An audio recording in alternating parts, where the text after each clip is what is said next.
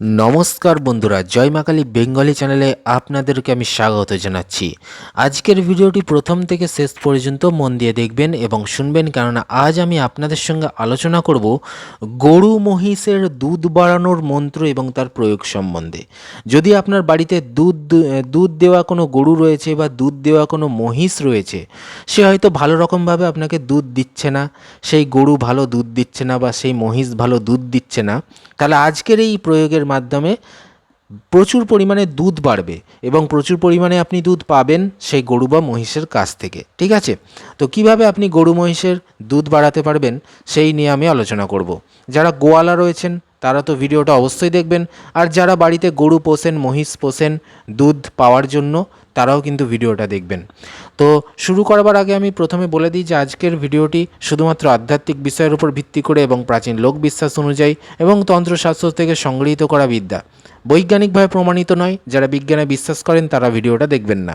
যারা আধ্যাত্মিক বিষয়ে বিশ্বাসী, ঈশ্বর বা ভগবানে বিশ্বাস রয়েছে, তন্ত্রমন্ত্র নিয়ে চর্চা আলোচনা করতে পছন্দ করেন, তারাই কিন্তু ভিডিওটা দেখবেন। তো চলুন শুরু করছি আজকের ভিডিও। দেখুন আপনাদের স্ক্রিনে মন্ত্রটি যাচ্ছে, ওং হ্রিং করালি পুরুষ মুখ রূপা ঠ ঠ। ছোট্ট একটা মন্ত্র মুখস্থ করে নেবেন, তারপরে প্রয়োগের দিকে যাবেন।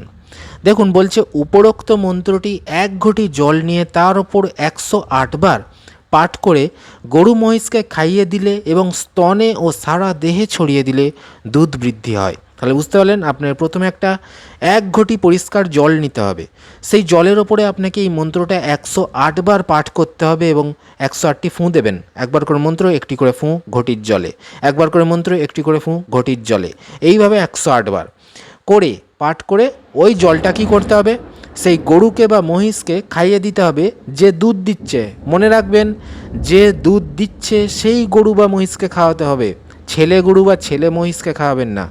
যেই গরু অর্থাৎ মহিলা গরু, মানে ফিমেল যে কাউ রয়েছে তাকে খাওয়াতে হবে, মানে যেই গরুটা দুধ দেয়, যে মহিষটা দুধ দেয় তাকে খাওয়াতে হবে। কিছুটা জল খাওয়ালেন, আর কিছুটা জল তার যে স্তন রয়েছে, যে স্তনে আপনাকে বুলিয়ে দিতে হবে, মাখিয়ে দিতে হবে জলটা, আর তার সারা দেহে ছড়িয়ে দিতে হবে। তাহলেই দেখবেন দুধটা বেড়ে যাবে, সে বেশি বেশি দুধ দেবে আগের থেকে। তো এটা কিন্তু একটা তান্ত্রিক প্রক্রিয়া, সেরকমটাই বলা রয়েছে তন্ত্রশাস্ত্রে।